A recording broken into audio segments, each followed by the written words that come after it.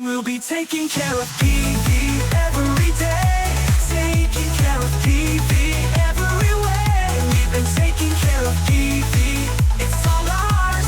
Taking care of PV and investing in our town PV.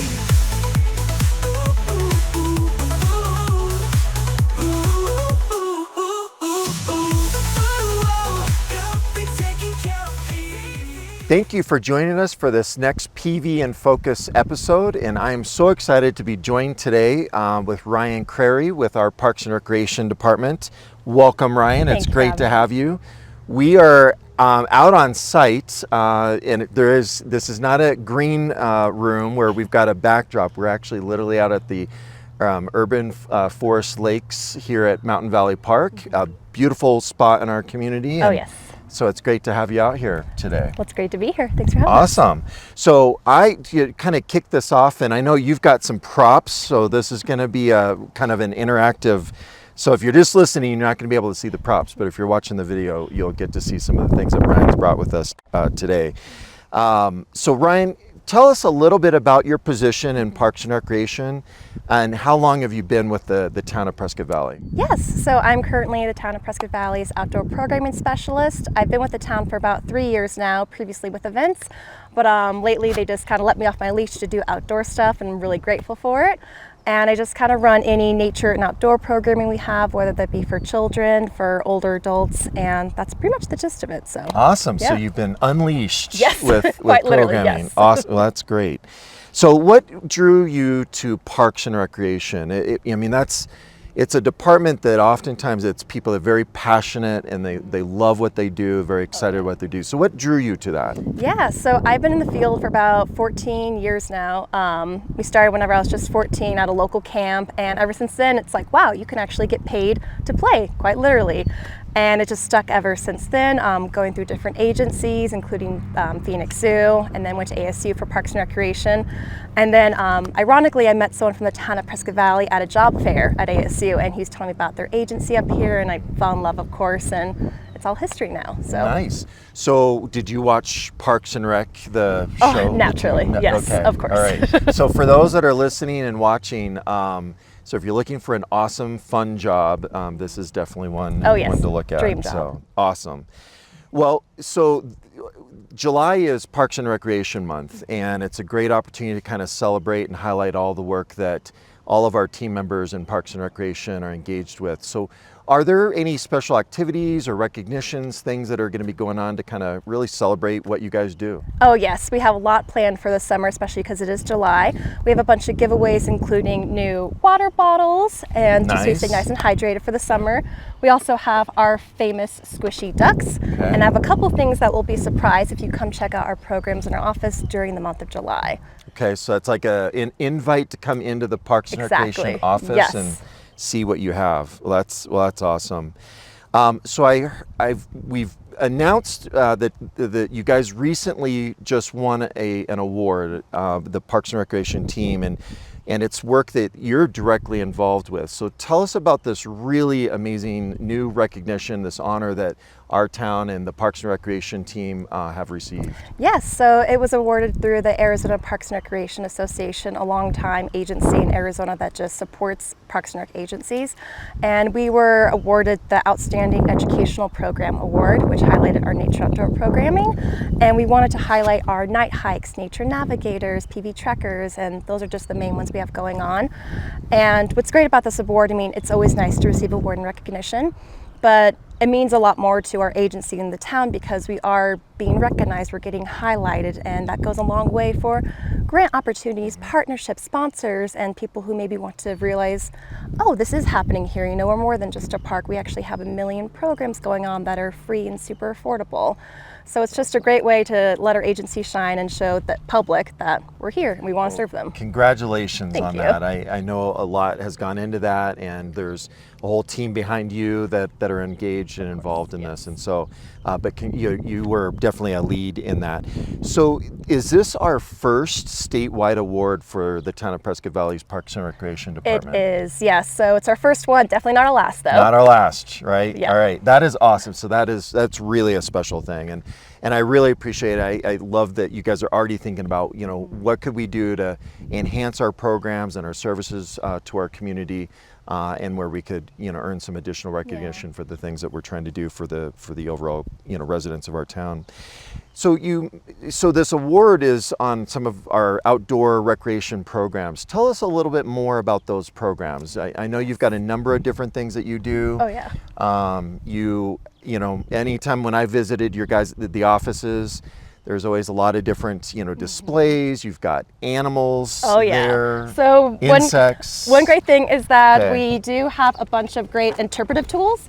So one being our replica skulls. Okay. So we have this skull, and it's resin, so you can hold it, you can handle it, kids can drop it. Nice. And while you're holding it, we have people make observations about the skull. So what do you notice about its eye placement?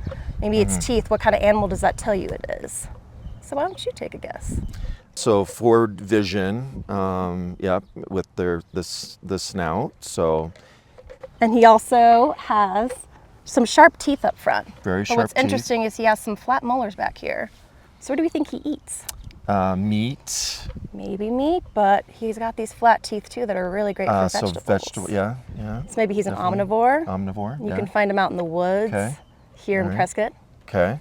He's a black bear. Black bear, all right. So we just do activities like that for all ages. I don't think I would have guessed that with this skull. Right? But Yeah. So it's really fun. We have Yeah. a bunch of different skulls and scat we can Very use for cool. that.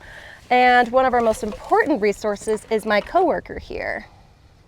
Yeah, and just for those that are watching, you obviously a tarantula. Those listening, we have a tarantula, and I said I'm not going to be So yeah, this is Rosie. She's a Chilean rose tarantula. And for those listening, she has this gorgeous brown furry body with a rose gold shell on her head, hence her name. And she's a 10-year-old tarantula. So she's really slow, really great with all ages. And as an animal ambassador, she works with us to teach the public all about wildlife and why we should care about them. Yeah. So, So you've got actually 2 tarantulas in the office, right? we do, yes. We have 2 tarantulas and 1 axolotl. 1 axolotl, and I've fed the axolotl before. Yes, you have. Okay. So, again, what was the age and? Yes, so Rosie is 10 years old, so she's pretty old for a tarantula of her species. And that's kind of the history we know on her. We have Clementine, who just turned 4 last week with King Banana. Nice. She's a Mexican we had a birthday party. We had a rage of a birthday party. I heard, people from the community actually came out and We did, celebrated the birthday. So young and old too. We had about 70 people show up for it. There was cake, there was games and dancing. It was fun. It was great. Awesome. Yeah. Very cool. So are there field trips that come into the office, or how would, if someone's interested, like if there's a homeschool program or, just parents looking for something to do for their kids to learn things. Totally. Yeah. They could come down to the office. So we do have people just come in the office. We have a play space back in the atrium, and we also have our discovery garden, which is fairly new. We have a bunch of wildlife, native plants. And with that, they're able to come in and then see what we offer. So we've gotten lots of suggestions, which is actually how Nature Navigator started, I believe about 2 years ago. Okay. And we also have our Parks and Program Guide. Nice. And this one's for the summer. It has everything that we offer. And this is our Nature and Outdoors section. So where would someone pick this up, and is it available online? So if anyone's, again, listening and you're wanting to explore programs, things that are taking place throughout the summer months, where would they go for that? It is available online. You can visit our website at prescottvalley-az.gov/parks. And what's great, if you do visit it, we have many pop-up programs that maybe aren't in here, and it might just be last-minute addition. And many of them are free to being super affordable. We want to make sure that our community, that everyone in our community is able to participate in different things with our parks and recreation programs.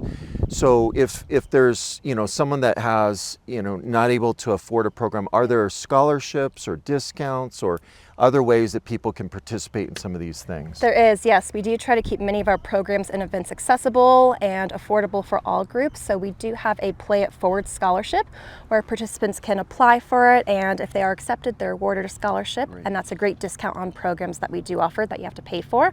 But we do try to keep many of our programs free to a very, very low cost. Most of our nature outdoor programs are free. The ones that where there is a fee associated, it's because we maybe bring in a special guest or we have giveaways for it, or it's a longer program. So we do try to keep that balance and make it accessible for everyone. So you do have some free programs, some that have a cost associated with it. There's also specific classes and stuff that are taught by outside instructors, right? And that has a cost. Yes, so for professionals in those fields, and it has a low cost associated with it too. But you do try to have an array of things for our community to have activities and stuff with probably a very low cost or no cost at all type of thing. Yeah, it's great. That's awesome. And you mentioned that Pay It Forward program. You know, I think it's also important to note if someone's wanting to give back to the community or help support a program like that, is it they go to the website, or is that done by an external group to help support Parks and Rec? So we do have our nonprofit group, Friends of Parks and Recreation. They can reach out to them or go to our website for information on that, and they can either volunteer or donate and just help out any way they feel like they can. Well, that is awesome. Yeah.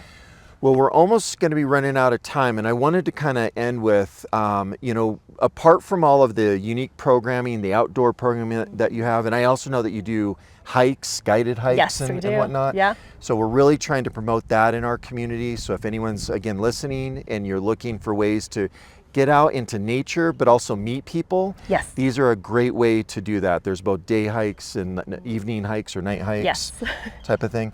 Many people know about our Red, White, and Boom event, but we have other signature events. Can you talk to us a little bit about those signature events? Because that's another big part of Parks and Recreation, putting on these events for our community.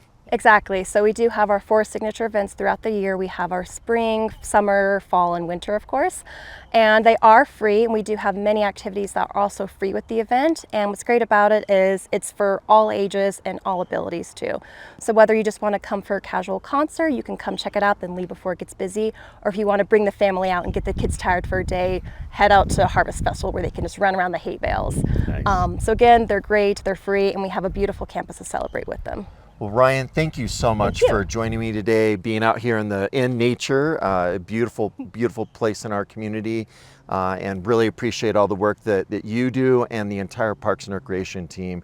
And congratulations on the award. That is outstanding for our whole community. We're very excited. Thank you for joining us today. We'll be taking care of PV every day.